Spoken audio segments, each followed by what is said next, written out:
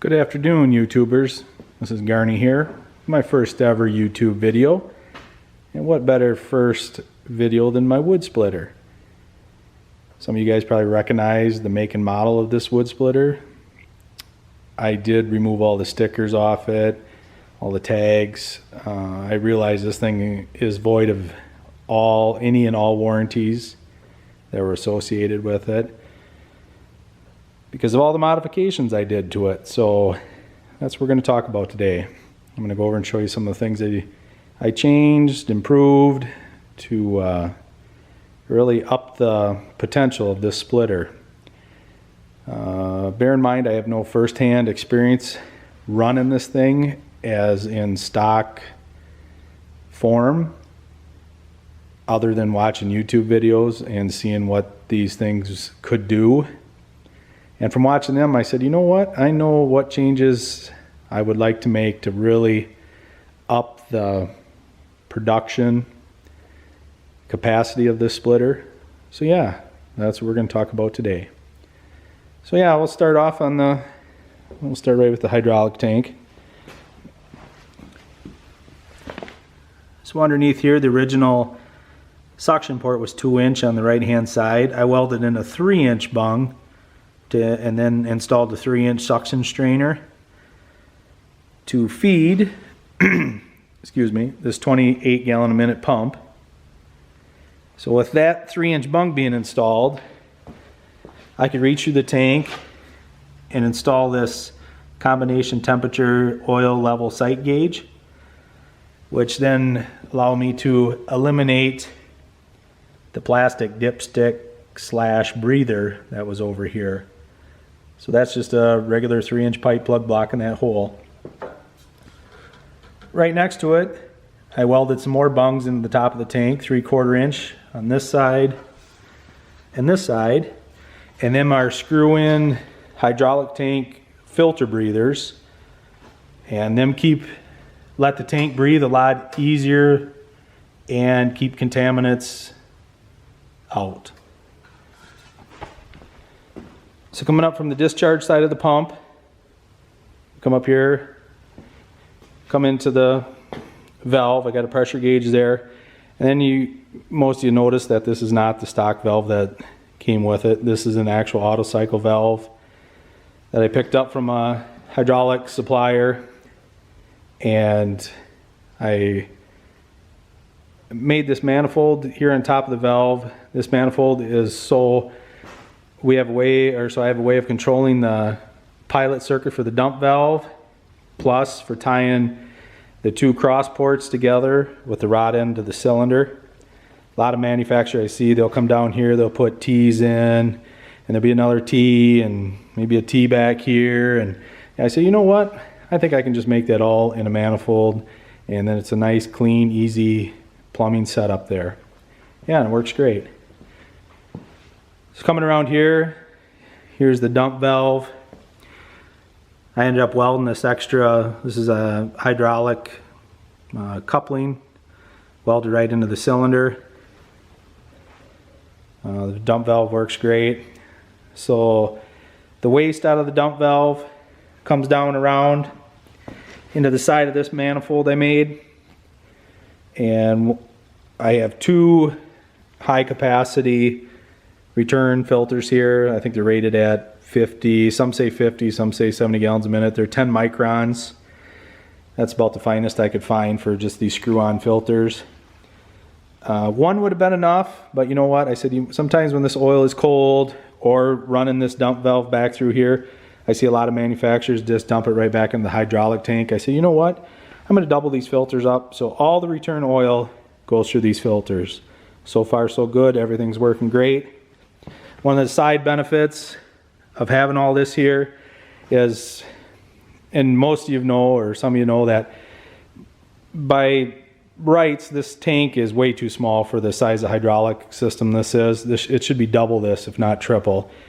But I said, you know what? I'm going to make do with what I got. The more of these manifolds, filters, fittings, hoses, all these act like a radiator. Helps to distribute the heat a little bit better to the atmosphere. So by no means am I running this thing 24/7. I just wanted something faster for me for my, well, 30 to 50 chords, face chords a year I do. So far it's been working great. So here, this is the stock log lift valve. I put this extension handle on it for a little smoother control. It's working fine for doing that. Come down here, here's the log lift cylinder. And from what I've seen on videos, and some of you guys know that from running these things, these log lifts work slow. And the reason they work slow, how they're controlling them, or how they're, how do I want to say, keeping the speed down on them, is the ports that are drilled through the cylinder wall are only like a 1/16 of an inch. So I'm like, this is too slow. So I opened them up to, I think it was just under an 1/8 of an inch. And now it works fast. It might almost be too fast, but that's what the longer handle on the valve is for, so it gives you a little better control. The thing is, with that stock cylinder, when you're running that, you're always running that against the relief. So that you're pushing 2,300 pounds pressure just to lift that log lift up and down. And it ain't because the logs are that heavy, it's just that amount of flow trying to get through them small holes. 99% of that oil is going out the relief valve back to the tank, and it's getting heated up unnecessarily. So yeah, continue on with the log lift.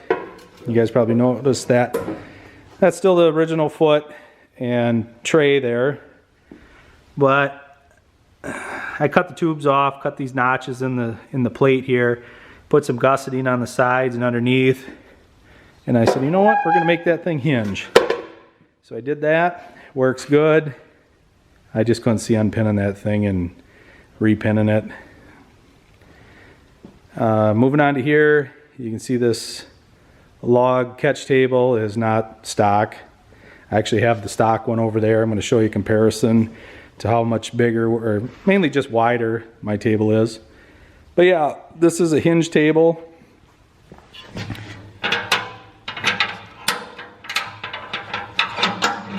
Pull that pin out.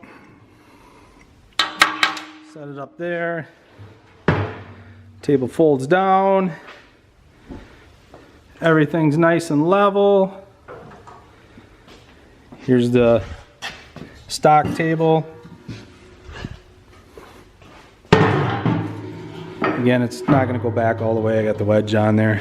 So yeah, my table is 4 foot wide. It's about the same length. It's like 32 inches. And reason I just wanted to make my own, I seen on the videos what was going on with this thing, and not only this one but other splitters. I see these guys running them and the wood falls on the ground. Well, I don't know about you, but I want to minimize how many times I got to pick this wood up. So yeah, I'm like, you know what, I'm going to make that table wide. It doesn't affect me where I'm going or what I'm pulling with. Works great. I ain't putting it into an elevator. You'll see in later videos my log hauler I got on my 3-point of my tractor, how that works. But yeah, well, we'll talk about, I did remake the hitch. It is telescoping, and I put that wheel on there just for ease of moving it around. But yeah, come over here. I cut the original log cradle and put this 1/2-inch flat plate on here. So this is when I got to do resplits. I come through here, and these ones that fall off, they got to come back through. I don't physically have to pick them up. I can just drag them, slide them back across this table, right back on the beam, split them again. So that works out pretty well. Yeah. I got this bolt in here on the wedge to let it float a little bit so nothing pinches, but I got this bolt in here to keep it, because some of you guys know that run this thing, sometimes that wedge can float a little too much to the point where it can come off, and yeah, that's no fun. That could be dangerous. So this, I can take this off. So I welded this on right here in front of the motor. Little staging area for the wedge. Again, it's one of the things I've seen on the videos where the guys take them off. They either set it on the ground or set it on the wood pile. To me, that's just recipe for losing it.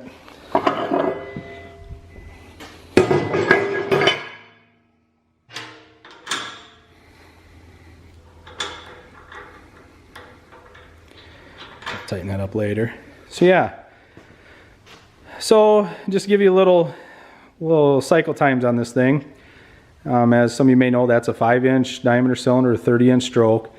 Most of the time I'm running the full 30-inch. I cut my wood 24, 26 inches long. I like that. That fits good in my stove. So right now, full throttle, I can do a full 30-inch stroke in just under 9 seconds. If I shorten it up to the 24-inch stroke, put that stopper in there. That's stored right there. You can bolt that on the beam. I can do a 24-inch stroke in just under 7 seconds. So yeah, well, that's about all I can think of right now. Again, like I said, this is my first video. Just trying to get the feel for everything. You guys let me know any suggestions, comments. Let me know. You guys have a great day. We'll see you again. Bye.